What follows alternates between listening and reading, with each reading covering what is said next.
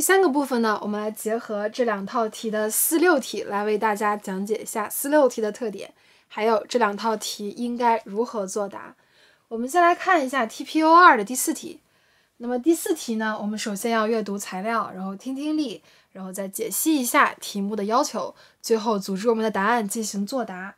我们先来看一下这个 speech， 这个 reading 主要是关于什么的。我们同时在阅读的时候，还要把咱们的 keywords 一定要牢牢地记在脑海当中。People deal with each other every day. This interaction is at the heart of social life. The study of social interaction is concerned with the influence people have over one another's behavior. 也就是说，他讨论的极有可能是你的举动对其他人的这样一个影响。那么 people take each other into account in their daily behavior, and in fact, the very presence of others can affect behavior. 也就是说，当别人在场的时候，会对我们的一些举动进行影响。那么这样一种现象叫什么呢？在后面一段材料中就给出来了。For example, one principle of social interaction, audience effects. 这就是咱们要讨论的一个重点词了。Suggests that individuals' work is affected by their acknowledge that they are visible to others. 也就是说，别人在场的时候会对我们的行为进行一定的影响。这就是 audience effects。我们首先要抓住这个关键词，其次还要抓住对这个关键词的一个解释。The presence of others tends to alter the way people behave or perform an activity. 这就是一直在解释 audience facts 是什么。那么我们来看一下题目的要求。Explain how the examples of trying shoes and learning to type demonstrate the principle of audience effects. 也就是说，我们会听到一个 speech， 那么这个 speech 是关于 audience effects 的，里面还会有2个例子，一个是 trying shoes， 一个是 learning to type。所以我们抓住了这样一些关键信息和提示词之后，我们就可以来进行听力，之后再从听力中抓住一些 keywords。那么现在我们来听一下听力。Now listen to part of a talk in a sociology class. The professor is discussing audience effects. Okay, so we said that the way we interact with others has an impact on our behavior. In fact, there's some interesting research to suggest that in one type of interaction, when we're being observed, specifically when we know we're being watched as we perform some activity, we tend to increase the speed at which we perform that activity. In one study, college students were asked to each put on a pair of shoes with laces they would have to tie. Now, one group of students was told that they would be observed. The second group, however, didn't know they were being observed. The students who were aware that they were being watched actually tied their shoes much faster than the students who thought they were alone. Other studies confirm the same is true even when we're learning new activities. Let's say someone is learning a new task, for example, learning how to type. When they're conscious of being observed, they'll likely begin typing at a much faster rate than they would if they were alone. But, and this is interesting, the study also showed that certain common behavior, things people typically do, like making mistakes when you're learning something new, that behavior pattern will also increase. So in other words, when we're learning to type and we know we're being watched, we'll type faster, but we'll also make more mistakes. 咱们在听听力的时候啊，有没有注意到抓住它的示例的整个过程，还有它对这个 audience effects 的一些解释呢？那么我们来看一下这个答案。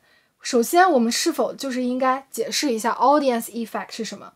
The principle of audience effects is that individuals' performance is affected by the acknowledge that others are watching them. 这就是从咱们的 reading 里面总结出来的。所以一句话概括一下，这是咱们作答第一步。第二步呢， The professor uses examples of trying shoes and learning to type to demonstrate that we actually increase our speed of performing if we know that we are being observed. 前面一段部分其实在咱们审题的时候就有 demonstrate blah blah blah， 但是后面一部分是通过咱们听听力之后得出的结论，所以这样一句话作为一个过渡到后面的 examples 里面，这样一个过渡也是咱们急需要学会练习到的一种能力。In the example of trying shoes， 也就是说从这一部分开始，咱们就要把这两个 example 说清楚。那么 summarize 能力就非常重要了。那么 another example， learning to type， 然后注意这样一些逻辑词的一些使用，会让咱们的答案变得非常有逻辑性。原因啊，结语啊，还有一些 also the first the second， 这都是我们应当学习的一些逻辑词。So when we type faster, when we know we are being observed, we also make more mistakes. 这是一个小的细节，也是需要从我们的 listening 里面抓出来的。所以在回答这个题的时候，我们首先要抓住 audience effect 是什么，然后进行一个过渡到 professor 给的 example 里面，然后再把 example 分成两个，然后进行逐个的分解，这样我们的答案就比较完整了。下面呢，我们来看一下 TPO 第3套题的第4题，其实是一样的作答模式。咱们首先来看一下 reading， 知道一下它到底在叙述一个什么样的一个关键词，然后听一下听力。首先读一下文章。Individuals sometimes experience a contradiction between their actions and beliefs。抓住这样一些关键词。那么讨论的是什么呢？ A kind of mental discomfort known as cognitive dissonance。 所以这在叙述一个这样一个专有名词。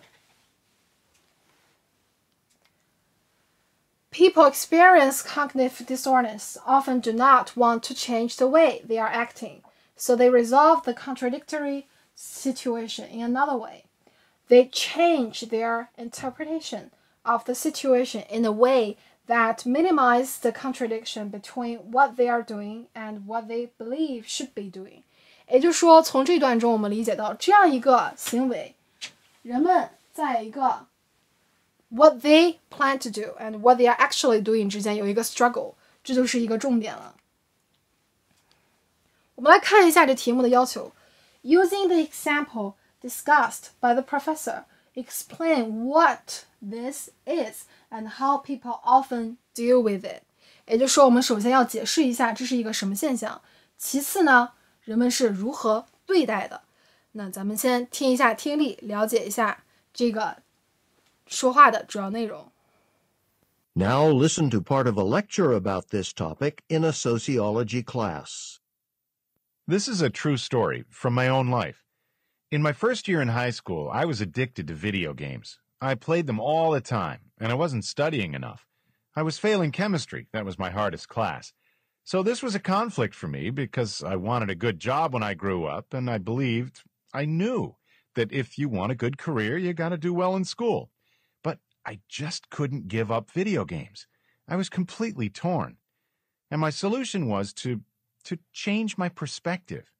See, the only class I was doing really badly in was chemistry.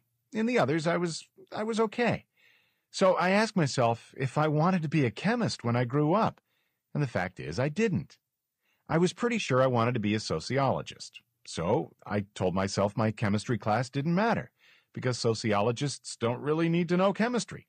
In other words, I changed my understanding of what it meant to do well in school. I reinterpreted my situation. I used to think that doing well in school meant doing well in all my classes. But now I decided that succeeding in school meant only doing well in the classes that related directly to my future career. I eliminated the conflict, at least in my mind. 听完了听力呢，相信大家都记下了一些 keywords。那么我们来对比一下这个答案，看看咱们缺少在哪里。首先，我们要给出一个定义 ：What is cognitive dissonance? It is a kind of mental discomfort people feel when they experience contradictions between their actions and their beliefs. 这个是完全根据 readings 来进行总结的，然后用这样一句话进行一个过渡到 professor 的 speech 上。The professor uses his own experience to illustrate this phenomenon. 然后后面就是对 professor 这一个举例的这样一个叙述相信大家都会做得很好。然后唯一需要注意的就是把它的那种 conflict 一定要写出来，然后它的 solution 是什么，这整个过程都需要表示出来。 So 表示结果，那么他在体会到这种 contradiction 之后，他所采用的，首先 initially 他一开始是怎么做的， but then 他的行为改变了，那么最终他采取了一个什么样的方式 to eliminate the conflict， 这个答案就已经跃然纸上了。我们接着看一下 TPO2 的第6题。那么第6题 Using the points examples from the talk, explain the 2 definitions of money presented by the professor。 也就是说第6题是一个 professor 的 speech， 那么他在这个题里面会提到一个事情或一个观点，那么这个如何定义，我们需要把它复述出来，而且还要一定要听到 professor 的一些 examples， 这是非常重要的。然后我们先来听一下听力。 Now listen to part of a talk in an economics class. So, let's talk about money. What is money? Well, typically people think of coins and paper bills as money, but that's using a somewhat narrow definition of the term. A broad definition is this: money is anything that people can use to make purchases with. Since many things can be used to make purchases, money can have many different forms. Certainly, coins and bills are one form of money.